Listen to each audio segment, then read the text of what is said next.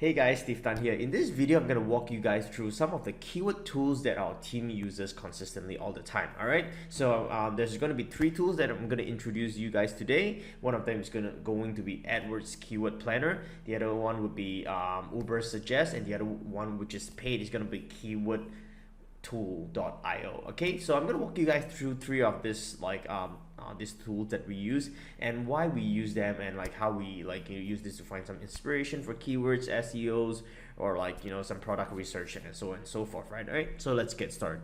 So I'm gonna start with Google Keyword Planner. So Google Keyword Planner is a free tool that once you have like an AdWords account set up, you have access to this this tool. All right, so once you have like an account, just sign into your account, go to like the sign in and go to the top right hand corner and click on like the toolbar here, and you're gonna see something called Keyword Planner on the top left hand side corner. Click on that and you're gonna be looking at something what I'm seeing right here right now. All right, so for example, what it allows you is to find new keywords that you are related to your business. So for example, let's say you want to do some product research on a website and you don't know what keywords to target, so you can just put in, like, for example, let's just try here, sugar and cotton.com. all right, entire site, and just click get started. So it's gonna go through like all this potential keywords it has, what it's gonna find what kind of keywords is this site ranking for, and what kind of keywords you could target especially. So basically you can sort it by average monthly searches, so you can see like a lot of people is searching for bomber jacket. It's based on what Google understands people are searching for when they're going to sugar and cotton. So these are really targeted keywords that you could use if you want to target the right similar audience. So for example, if you're doing there's a few use for keyword tools like Google Ubersuggest or Keyword Tool.io. One of them is to find one of the first and most basic one would be definitely to do SEO, to understand which keywords you should be ranking them for. The other one would be let's say you do not know what product to do and you want to see what kind of keywords people are searching for this specific website, or what kind of keyword ideas comes out from this. So you can use all this kind of different kind of keywords that comes out to use as inspirations to do product research. The other thing is, for example, let's say you want to do bomber jacket, right? For example, you want to do bomber jackets. All right, so all you have to do is just put in bomber jacket and click search and get results. There you go.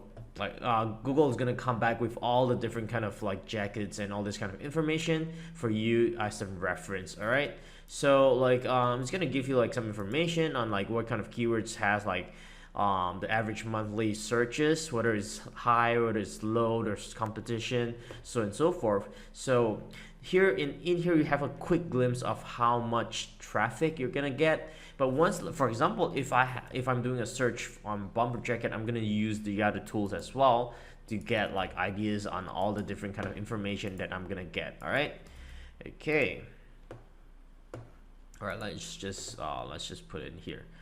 All right, so as you can see, these are all different tools with different kind of data sets. All right, so for example, Neil Patel's site, which is Ubersuggest, is something very similar to all the keyword tools like AdWords and Keyword.io. Definitely every site or every keyword tool has their own benefits and downsides, which I'm not going to go through because we just use combination of all of them when we're doing product research or getting ideas. So as you could see, if you do not have a Google's keyword planner, you could easily just use Neil Patel's site, because I think it could gather a lot of keyword suggestions from Google and Google Suggests, right? So for example, let's say you are just getting into a new product, right? And you want to know whether the bomber jacket is something that you have, it has demand for.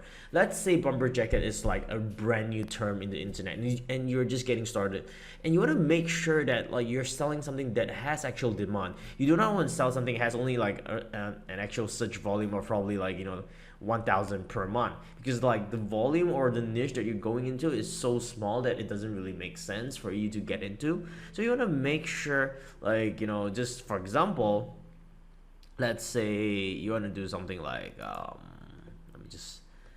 All right, so let's see, olive green bomber jacket women's.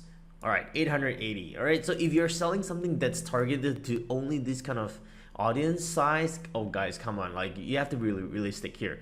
If you want to do like few $1,000s per day to $10,000 per day, this kind of products doesn't make the fit unless it's like a mass. So probably if you want to go for like bomber jacket and you can target all these different kind of keywords to go to the same listing, like then it's different. All right, so you guys see the big picture here, right? Okay, all right, so like, all right, I have to inform you guys that keywordtool.io is a paid tool. It's around 68 to 88 US dollars per month, but it has a lot of like different kind of features whereby you can set location, you can set like currencies, you can set like networks, you know, you can try different just Google itself, or you're in the search partners as well. It shows you the trend like CPC and all this kind of information, which is pretty decent. All right, it has logs of all this kind of different like let's just remove Singapore because Singapore is really small. All right, okay, let's just give it a few seconds to load. All right, here bomber jacket 673,000 per month for search volume, pretty decent, but the trend is going down 33%.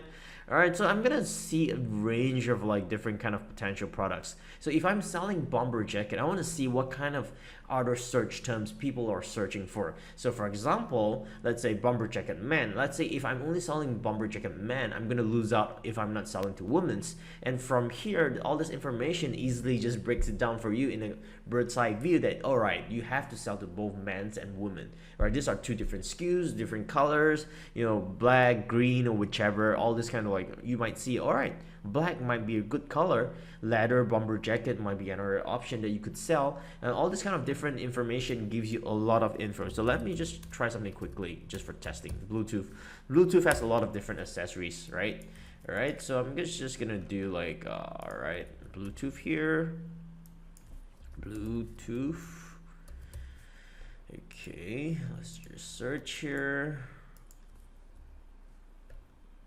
Okay, let's see, Bluetooth.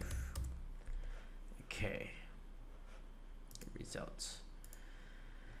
All right, so like you see, all this kind of different suggestions give you like ideas in what kind of like potential products people are searching for on Google. So from here, you could easily see whether like it's a niche worth going into, or is it a product that you should be selling or you should get into selling on your website, right? You don't want to get into something that has no trend, has no like search volume, there's like literally no competition, no one's searching for it, there's no demand for it, then by all means please stay away from this product. Of course, if you're like super early into the game and you're like picking up like something that no one has ever started yet, then it might be different. But this comes a time whereby you have to make a decision yourself, whereby are you willing to risk like, you know, putting like investments into it, whereby there's a high chance that, you know, this product might be a flop, right? But sometimes the biggest winners comes from things that no one has ever searched.